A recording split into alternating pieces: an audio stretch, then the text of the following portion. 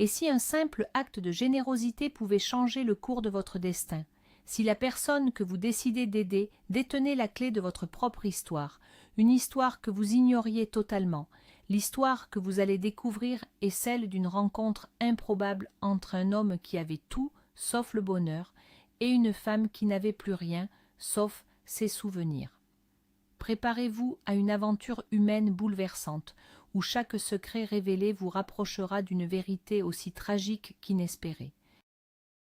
Antoine de Valois, à 35 ans, était l'unique héritier d'une fortune colossale. Ses parents, disparus dans un accident d'avion quand il n'avait que 20 ans, lui avaient laissé un empire financier et un immense manoir dans la vallée de Chevreuse. Mais ce luxe n'était qu'une cage dorée. Antoine vivait reclus, hanté par un sentiment de solitude que ni l'argent ni les possessions ne pouvaient n'en combler. De l'autre côté de Paris, Hélène Dubois survivait. Ancienne artiste peintre, la vie l'avait brisée, la laissant sans toit, avec pour seule richesse la dignité qui lui restait.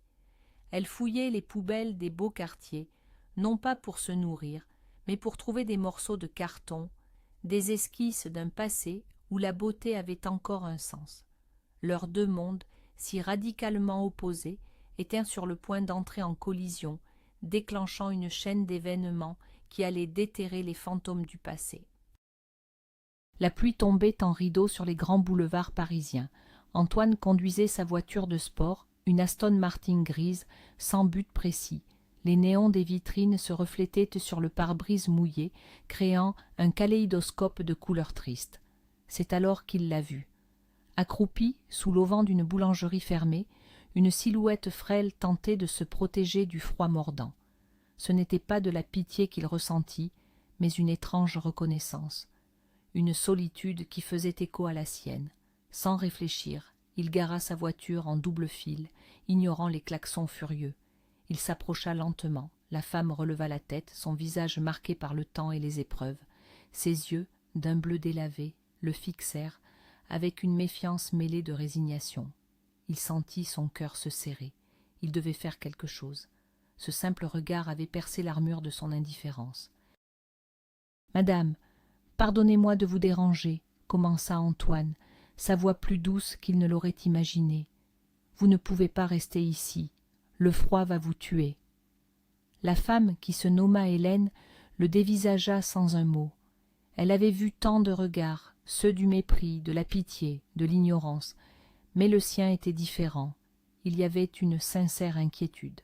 « Je n'ai nulle part où aller, jeune homme, » répondit-elle d'une voix rauque. Antoine sentit les mots se bousculer dans sa tête. Il aurait pu lui donner de l'argent, lui indiquer un foyer, mais cela lui semblait insuffisant, impersonnel. « J'ai une proposition à vous faire, » dit-il sur une impulsion. « J'habite hors de Paris. J'ai un grand garage chauffé et aménagé. Il ne me sert à rien. Vous pourriez y rester, le temps de vous retourner. » Hélène plissa les yeux, cherchant le piège, mais il n'y en avait pas. Juste un homme qui lui tendait une main inattendue. Le trajet jusqu'au manoir se fit en silence. Hélène était assise sur le siège passager en cuir, regardant le paysage défiler, les lumières de Paris s'éloigner. Elle se sentait déplacée, comme un oiseau tombé du nid dans un palais de marbre. Lorsqu'ils arrivèrent, la grille monumentale s'ouvrit sur une longue allée bordée d'arbres centenaires. Le manoir était immense, presque intimidant. Antoine la conduisit, non pas vers la porte principale, mais vers une dépendance. Le garage était plus grand que l'appartement qu'elle avait perdu des années auparavant. Un lit confortable avait été installé dans un coin, avec une petite salle de bain attenante et un micro-ondes. C'était simple, mais c'était un havre de paix. « Voilà, » dit Antoine, « ce n'est pas grand-chose, mais vous serez au chaud et en sécurité. » Pour la première fois depuis des années, Hélène sentit des larmes chaudes couler sur ses joues. Pas des larmes de tristesse, mais de soulagement. Les premiers jours furent étranges. Hélène, femme fière, insistait pour se rendre utile. Elle balayait les feuilles mortes dans l'allée, nettoyait le garage avec une méticulosité touchante. Elle refusait de se sentir comme un fardeau. Antoine, de son côté, était surpris de trouver une présence apaisante dans sa propre maison. Il prit l'habitude de lui apporter un café chaud chaque matin. Leur conversation était brève, prudente. Ils s'observaient, deux âmes solitaires apprenant à s'apprivoiser. Antoine ne posait aucune question sur son passé. Il respectait son silence, devinant les blessures profondes qu'il cachait. Il aimait simplement l'entendre fredonner de vieilles chansons françaises en travaillant, une mélodie douce qui rompait le silence pesant du domaine. Un après-midi, en lui apportant un plateau repas, Antoine la trouva assise par terre. Elle dessinait sur un morceau de carton avec un bout de fusain trouvé dans la cheminée. Le dessin représentait le parc du manoir au crépuscule. C'était brut, mais d'une beauté saisissante. Les ombres, la lumière, l'émotion, tout y était. Antoine resta sans voix. C'est magnifique, Hélène. Je ne savais pas que vous dessiniez. Elle sursauta, surprise, et tenta de cacher son œuvre, le visage rougi par la gêne. Oh, ce n'est rien, juste un passe-temps idiot, ça fait si longtemps. Mais Antoine avait vu. Derrière la femme brisée par la vie, il y avait une artiste, une flamme qui ne demandait qu'à être ravivée. Il comprit que ce n'était pas seulement d'un toit dont elle avait besoin, mais d'un moyen de s'exprimer à nouveau. Le lendemain, Antoine revint au garage avec des cartons à dessin, des fusains de toute taille, des pastels et des aquarelles.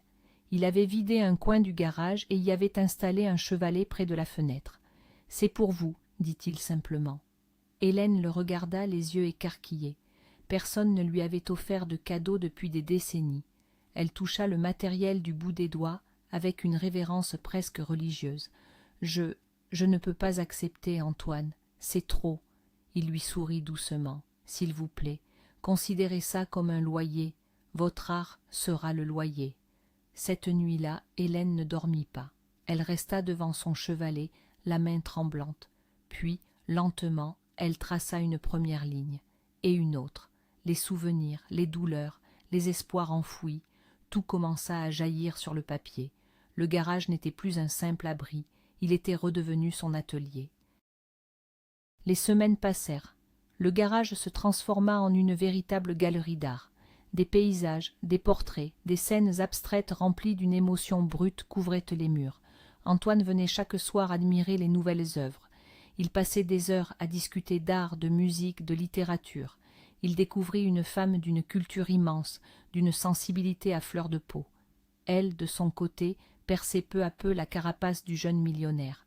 Elle voyait en lui non pas un homme riche, mais un garçon qui n'avait jamais vraiment fait le deuil de ses parents. Leur amitié, improbable et profonde, s'épanouissait dans le calme du domaine, loin du tumulte du monde. Chacun guérissait les blessures de l'autre sans même s'en rendre compte. Ils étaient devenus indispensables l'un à l'autre. Un soir, alors qu'il contemplait un portrait particulièrement poignant qu'elle avait fait de lui, une idée folle germa dans l'esprit d'Antoine. « Hélène, dit-il avec une excitation non dissimulée, votre talent est trop grand pour rester caché ici. Il faut que le monde voie votre travail. Nous allons organiser une exposition. » Hélène éclata d'un rire amer. « Une exposition ?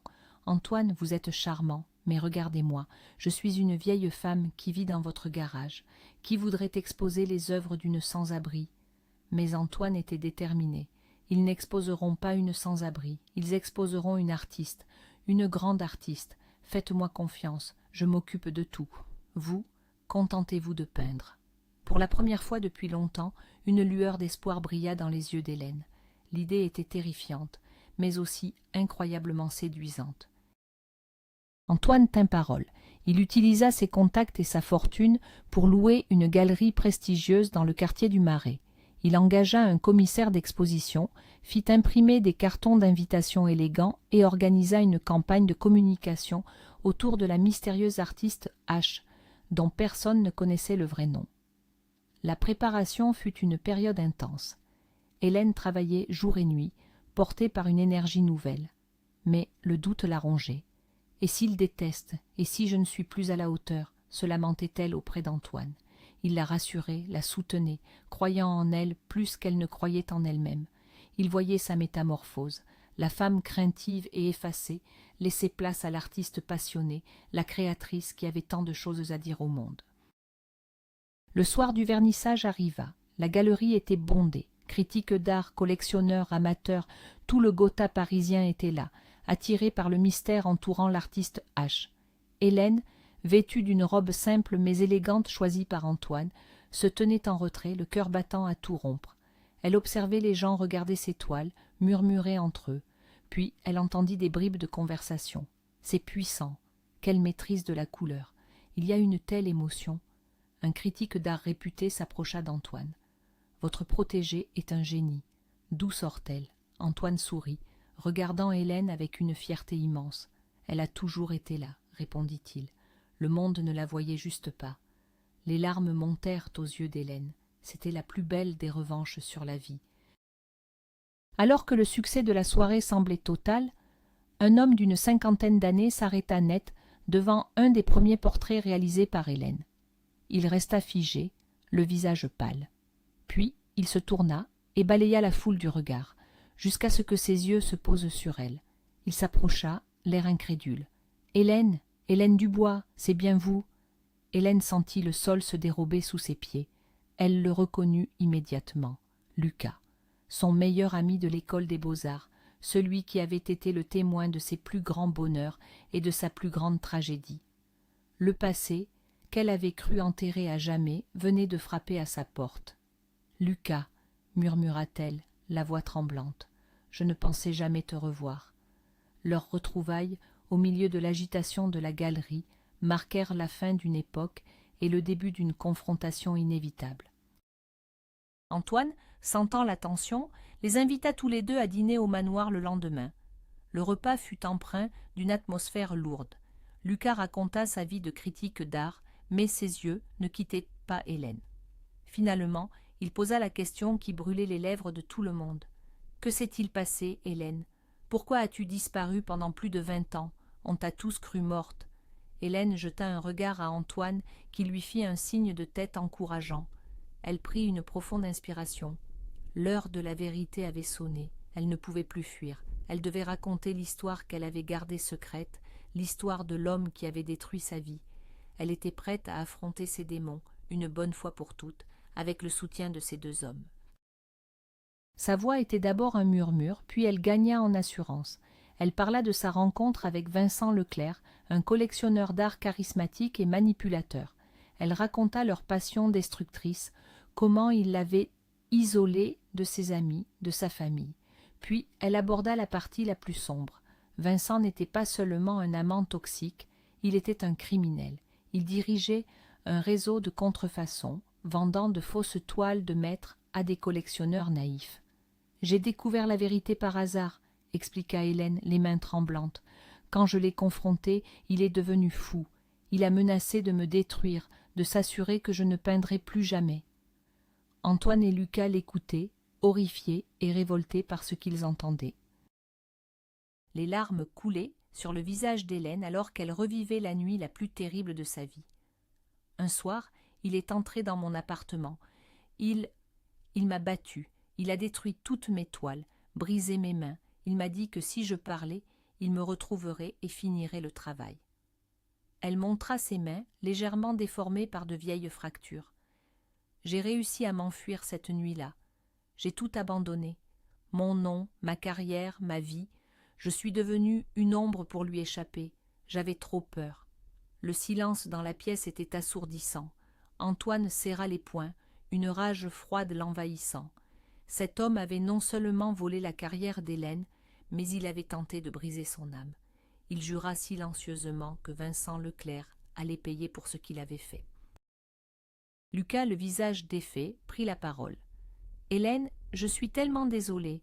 Si j'avais su… » Puis il révéla une information qui glaça le sang de tout le monde.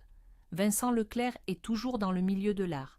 Il est devenu l'un des experts les plus respectés de Paris.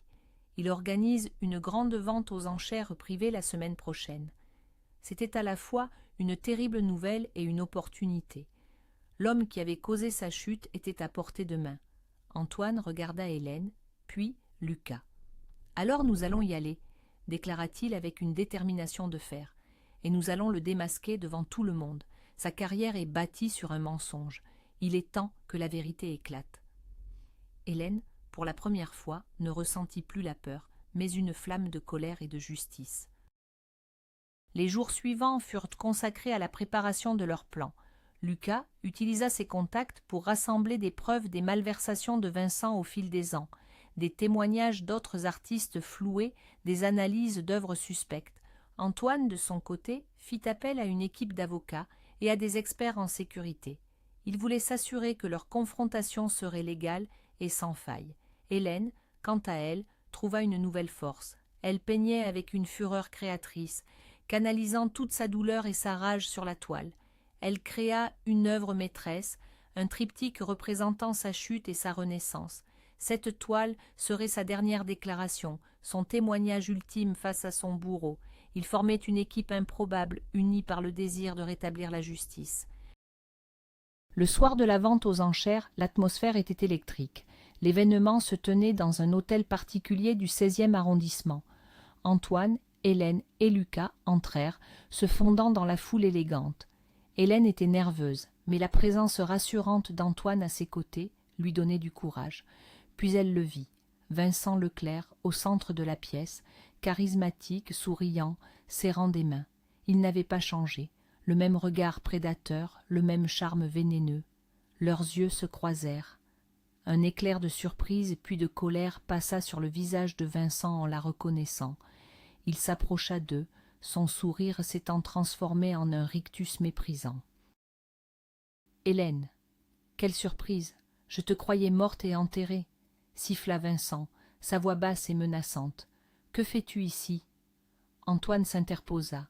« Elle est avec moi, et nous sommes ici pour mettre un terme à votre mascarade, Leclerc. » Vincent éclata d'un rire dédaigneux. « Et qui êtes-vous, son nouveau protecteur? Laissez-moi rire. Cette femme est une ratée. Elle l'a toujours été. » Mais Hélène ne se laissa pas démonter. Elle le fixa droit dans les yeux, sa voix claire et forte. « Le seul raté ici, c'est toi, Vincent, un menteur, un voleur et un lâche. Et ce soir, tout le monde va savoir qui tu es vraiment. » Le moment de la confrontation était arrivé. La salle d'enchères allait devenir le théâtre de la chute de Vincent Leclerc. Juste avant que la vente ne commence, Lucas prit la parole, se présentant comme critique d'art. Il projeta sur un grand écran des photos des œuvres que Vincent avait vendues, juxtaposées avec des analyses d'experts, prouvant leur nature de contrefaçon. Un murmure d'indignation parcourut la salle. Vincent, blême, tenta de nier. « C'est absurde, ces preuves sont fausses. » C'est alors qu'Hélène s'avança. « Elles sont aussi fausses que les promesses que tu m'as faites, aussi fausses que l'amour que tu prétendais avoir pour moi avant de me laisser pour morte. » Elle raconta son histoire, sa voix résonnant avec une dignité retrouvée. Les collectionneurs présents réalisèrent qu'ils avaient été trompés pendant des années. La panique et la colère se répandirent dans la foule. Vincent était piégé. Vincent tenta de s'enfuir, mais les agents de sécurité engagés par Antoine lui barrèrent la route. Quelques minutes plus tard, la police nationale arriva, alerter discrètement. Menotté, emmené sous les flashs des photographes de presse que Lucas avait prévenus, Vincent Leclerc voyait son empire s'effondrer. Hélène regarda la scène, non pas avec joie, mais avec un immense sentiment de libération. Un poids énorme venait de quitter ses épaules. Antoine la prit dans ses bras. « C'est fini, Hélène, tu es libre. » Elle pleura, cette fois de soulagement. Elle avait affronté son pire cauchemar et elle avait gagné. Elle pouvait enfin commencer à vivre sans peur. Le passé était vaincu et l'avenir lui appartenait à nouveau. Après l'arrestation de Vincent, une paix nouvelle s'installa au manoir. Hélène se sentait plus légère, libérée d'une angoisse qui l'avait hantée pendant 2 décennies. Mais une blessure restait ouverte, la plus profonde de toutes. Un soir, alors qu'ils regardèrent les étoiles depuis la terrasse, elle confia à Antoine son plus grand regret. « Quand je me suis enfuie, commença-t-elle, la voix brisée, j'ai dû abandonner quelqu'un, ma fille, Chloé. Je l'ai laissée derrière moi. Je ne l'ai pas revue depuis plus de 20 ans. » Antoine la regarda, le cœur serré. Il comprenait maintenant l'infinie tristesse qu'il voyait parfois dans son regard. Il lui prit la main. « Alors, nous allons la retrouver, Hélène. Je vous le promets, nous la retrouverons. » La recherche fut longue et ardue. Antoine engagea les meilleurs détectives privés de France. Ils épluchèrent de vieux registres, suivirent des pistes qui ne menaient nulle part. Les semaines se transformèrent en mois. Hélène commençait à perdre espoir, craignant que le temps n'ait effacé toutes les traces. Antoine, lui, refusait d'abandonner. Il sentait que ces retrouvailles étaient l'ultime étape de la guérison d'Hélène. Puis, un jour, le téléphone sonna. Le détective avait retrouvé la trace de Chloé. Elle vivait dans un petit village de Normandie où elle était devenue enseignante. Elle était mariée et avait elle-même des enfants. Le cœur d'Hélène manqua un battement. Elle allait revoir sa fille. Elle allait rencontrer ses petits-enfants. Le voyage en Normandie fut le plus long de la vie d'Hélène. Chaque kilomètre la rapprochait d'un moment qu'elle avait espéré et redouté pendant 20 ans. Et si sa fille lui en voulait, et si elle refusait de lui pardonner son abandon? Arrivée devant une charmante maison en pierre, Hélène hésita. Antoine lui serra la main pour lui donner du courage. Tout ira bien. Elle frappa à la porte. Une femme d'une trentaine d'années, dont les yeux bleus étaient le miroir des siens, ouvrit la porte. Un silence, puis un murmure. « Maman ?» Chloé la reconnut, les larmes jaillirent instantanément. Elles tombèrent dans les bras l'une de l'autre dans une étreinte qui effaçait 2 décennies de séparation et de douleur. Les mots étaient inutiles. Seules les larmes et l'amour retrouvés comptaient. Les retrouvailles furent douces et émouvantes. Chloé n'en voulait pas à sa mère. Elle avait compris en grandissant qu'un drame avait dû se produire. Elles passèrent des heures à rattraper le temps perdu, à partager leurs histoires. Hélène fit la connaissance de son gendre et de ses 2 petits-enfants, qui l'adoptèrent immédiatement comme leur grand-mère.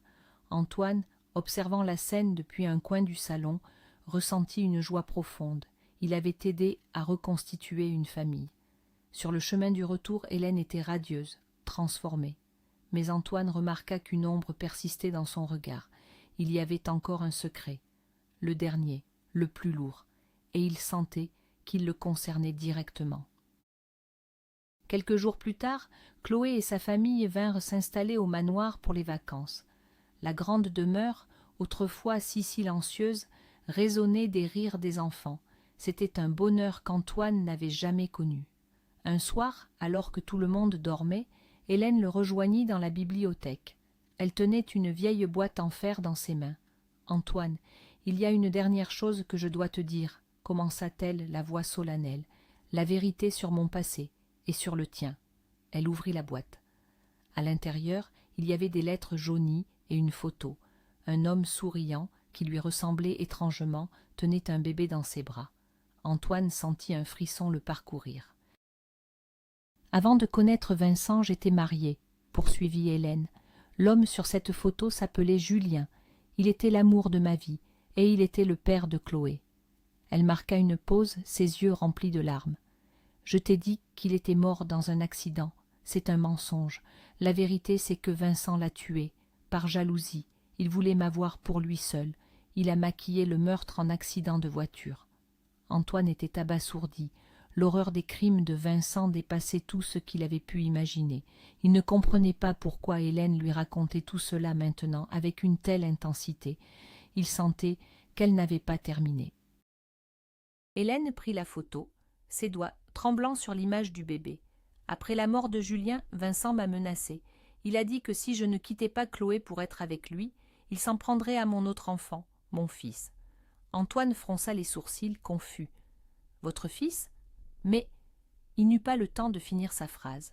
Hélène leva les yeux vers lui, son regard plongeant dans le sien avec une profondeur infinie, un amour et une douleur mêlés. « Tes parents ne sont pas morts dans un accident d'avion, Antoine. C'est l'histoire que j'ai inventée pour te protéger.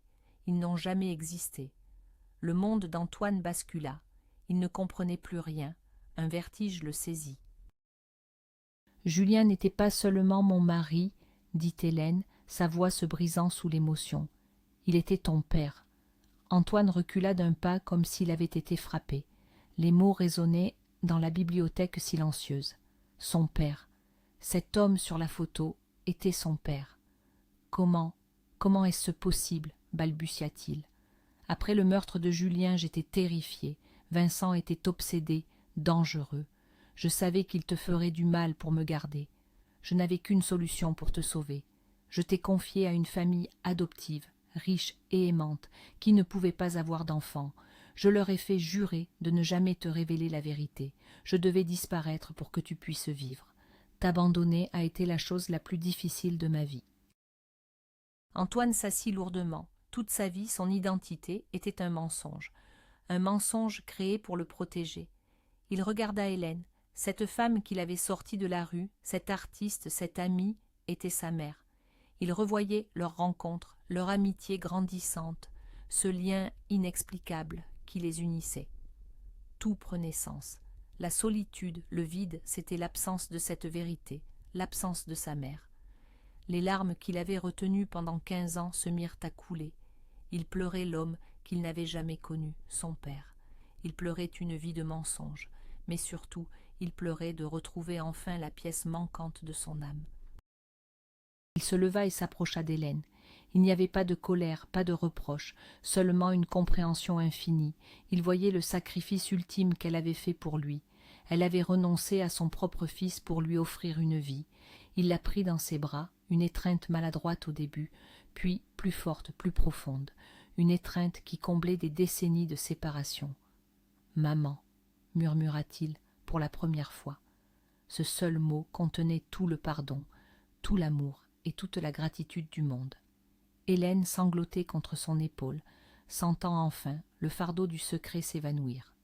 Dans cette bibliothèque, un jeune millionnaire solitaire et une artiste rescapée de la rue n'existaient plus.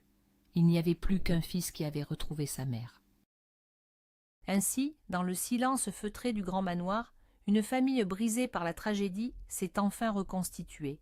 Antoine a découvert que la plus grande richesse n'était pas sur ses comptes en banque, mais dans le regard de la mère qu'il avait protégée au prix de son propre bonheur. Hélène, quant à elle, a retrouvé non seulement son art et sa fille, mais aussi le fils qu'elle avait cru perdre à jamais. Le chemin vers la guérison sera long, mais ils le parcourront ensemble, transformant ce manoir de solitude en un foyer rempli d'amour et de rire. Leur histoire nous rappelle que même dans les ténèbres les plus profondes, un acte de bonté peut faire rejaillir la lumière et que les liens du sang, même distendus par le temps et le malheur, ne se brisent jamais vraiment. Merci d'avoir suivi cette histoire jusqu'au bout. Si elle vous a touché, n'hésitez pas à laisser un pouce bleu, à vous abonner à la chaîne et à partager vos impressions en commentaire. Pensez-vous que le pardon est toujours possible après tant d'années de secret ?